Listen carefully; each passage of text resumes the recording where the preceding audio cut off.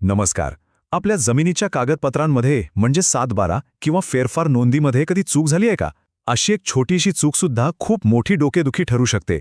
पण मग ती दुरुस्त करण्याचा नक्की योग्य मार्ग आहे तरी कोणता? आजच्या या माहिती सत्रामध्ये आपण नेमकं हेच जाणून घेणार आहोत. आता बघा, जमिनीच्या कागदपत्रांमध्ये चूक झाली की अनेक जण लगेच सल्ला देतात की थेट दिवाणी न्यायालयात जा. पण खरंच हा मार्ग योग्य आहे का? हाच तो प्रश्न आहे जो अनेकांना गोंधळात टाकतो. चला, एका महत्त्वाच्या न्यायालयीन निकालाच्या आधारे याचं अगदी अचूक उत्तर शोधूया. आणि होतं काय माहितीये का, या चुकीच्या सल्ल्यामुळे अनेक जण दिवाणी न्यायालयात जातात, वर्षानुवर्ष केस लढतात आणि पाण्यासारखा पैसा खर्च करतात. पण अनेकदा त्यांचा दावा फेटाळला जातो. असं नेमकं का होतं? चला, यामागची कारणं समजून घेऊयात. चला, एका खऱ्याखोऱ्या केस स्टडीमधून हा मुद्दा समजून घेऊया. म्हणजे आपल्याला बरोबर कळेल की सामान्य नागरिक नेमके कुठे चुकतात आणि कायदा काय सांगतो. ही केस आहे दिनेंद्र प्रसाद विरुद्ध श्यामसुंदर.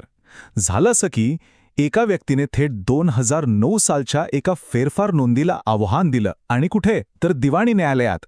पण समोरच्या पक्षानं युक्तिवाद केलाय की महाराष्ट्र जमीन महसूल संहितेचं कलम 158 बघता दिवाणी न्यायालयाला हा खटला चालवण्याचा अधिकारच नाहीये. आता इथे केसमध्ये एक इंटरेस्टिंग ट्विस्ट आला. प्रकरण जेव्हा खालच्या कोर्टात म्हणजे कनिष्ठ दिवाणी न्यायालयात पोहोचलं, तेव्हा कोर्टाने काय निर्णय दिला असेल, चला पाहूया. आणि आश्चर्याची गोष्ट म्हणजे कनिष्ठ न्यायालयानं तो दावा चक्क स्वीकारला. त्यांचं म्हणणं होतं की अहो, हा दावा तर दिवाणी स्वरूपाचा आहे आणि कलम 158 काही याला लागू होत नाही. याचाच अर्थ खालच्या कोर्टाने केस चालवायला हिरवा कंदील दिला. आता हे ऐकून अनेकांना वाटलं असेल की चला, हाच योग्य मार्ग आहे. पण थांबा, खरी गोष्ट, खरा निकाल तर अजून बाकी आहेत.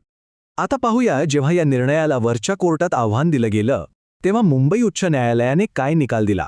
हा निकाल खूप महत्त्वाचा आहे. प्रतिवादींनी कनिष्ठ न्यायालयाच्या निर्णयाला आव्हान दिलं आणि प्रकरण थेट मुंबई उच्च न्यायालयात गेलं. आणि इथेच कायद्याचा खरा अर्थ स्पष्ट झाला. इथे बघा, दोन्ही न्यायालयांच्या निकालांमध्ये जमीन आसमानाचा फरक आहे. जिथे दिवाणी न्यायालय म्हणत होतं की दावा चालवता येतो, तिथे उच्च न्यायालयाने अगदी स्पष्टपणे सांगितलं की नाही, हा दावा चालवता येत नाही. उच्च न्यायालयाने तो दावा पूर्णपणे फेटाळून लावला. तर सगळ्यात महत्त्वाचा प्रश्न येतो की उच्च न्यायालयाने असं का म्हटलं? त्यांच्या निकालातील हे वाक्यच सगळं काही सांगून जातं.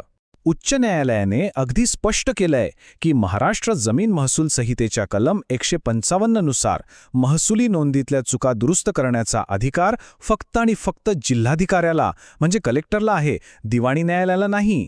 आणि कलम 158 नुसार अशा दाव्यांना दिवाणी न्यायालयात स्पष्ट मनाई आहे. तर मग शेवट काय झाला? उच्च न्यायालयाने खालच्या कोर्टाचा निर्णय रद्द केला आणि तो दावाच फेटाळून लावला. म्हणजे या एका केस स्टडीमधनं हे अगदी लख्ख स्पष्ट होतं की महसुली नोंदी दुरुस्त करण्यासाठी दिवाणी न्यायालयात जाणं हा पूर्णपणे चुकीचा मार्ग आहे. बरं, आता आपण केस तर पाहिली, पण यामागे असलेला कायदा नेमका काय आहे हे एकदम सोप्या भाषेत समजून घेऊया, जेणेकरून भविष्यात आपल्यापैकी कोणाचीही अशी दिशाभूल होणार नाही. तर पहिलं आणि सगळ्यात महत्त्वाचं कलम आहे कलम 155. महाराष्ट्र जमीन महसूल संहितेचं हे कलम एकदम क्लिअर कट सांगतं की जमिनीच्या रेकॉर्डमधल्या कोणत्याही लेखनिक चुका किंवा इतर कोणत्याही चुका दुरुस्त करण्याचा अधिकार हा केवळ आणि केवळ जिल्हाधिकाऱ्याला आहे. पुन्हा एकदा लक्षात घ्या, हा अधिकार फक्त कलेक्टरला आहे. आणि दुसरं तितकंच महत्त्वाचं कलम आहे 158. हे कलम म्हणजे एक प्रकारे नो एंट्री बोर्ड आहे असं समजा. हे कलम दिवाणी न्यायालयांना जमिनीच्या नोंदी तयार करण्याबद्दल किंवा त्यातील चुका दुरुस्त करण्याच्या संदर्भात सरकार किंवा सरकारी अधिकाऱ्यांविरुद्ध कोणताही दावा चालवण्यास सरळ सरळ मनाई करतं. त्यामुळे कायद्याचा संदेश अगदी स्पष्ट आणि सोपा आहे. केवळ जिल्हाधिकाऱ्यांसारखे महसूल अधिकारीच महसूल नोंदी दुरुस्त करू शकतात, दिवाणी न्यायालय नाही. इतकं सोपं आहे हे. चला, आता ही सगळी माहिती तर मिळाली, पण या माहितीचा वापर करून आपला अमूल्य वेळ आणि कष्टाचा पैसा कसा वाचवायचा ते पाहूया. समजा आपल्या जमिनीच्या रेकॉर्डमध्ये काही चूक झाली, तर हे 4 सोपे टप्पे लक्षात ठेवा. 1. चूक नक्की काय आहे ते ओळखा. 2.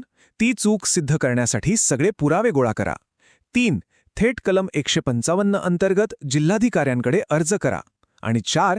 जे सर्वात महत्त्वाचं आहे, दिवाणी न्यायालयात अजिबात जाऊ नका. आणि या योग्य मार्गाने जाण्याचे फायदे किती आहेत बघा. वेळ आणि पैसा तर वाचतोच, पण योग्य ठिकाणी अर्ज केल्यामुळे योग्य निकाल मिळतो. आणि सगळ्यात महत्त्वाचं म्हणजे मनस्तापही टळतो. एक गोष्ट कायम लक्षात ठेवा, योग्य कायदेशीर माहिती असणं हाच आपल्या समस्येवरचा सगळ्यात जलद आणि प्रभावी उपाय आहे. आता ही माहिती मिळाल्यावर आपण सगळेच योग्य मार्गावर चालण्यासाठी तयार आहोत. हे स्पष्टीकरण आपल्याला नक्कीच आवडलं असेल. मग लगेच व्हिडिओला लाईक करा, आपल्या मित्रपरिवारात शेअर करा आणि हो, ग्रीन रुद्राक्ष चॅरिटेबल ट्रस्टच्या चॅनलला सबस्क्राईब करायला अजिबात विसरू नका. धन्यवाद. या सुंदर आत्मिक प्रवासात माझ्यासोबत केल्याबद्दल तुमचे खूप खूप धन्यवाद. आणि हे ज्ञान आपल्यापर्यंत पोहोचवणाऱ्या ग्रीन रुद्राक्ष चॅरिटेबल ट्रस्टचे पुन्हा एकदा मनपूर्वक आभार. तुमचा दिवस शुभ असो.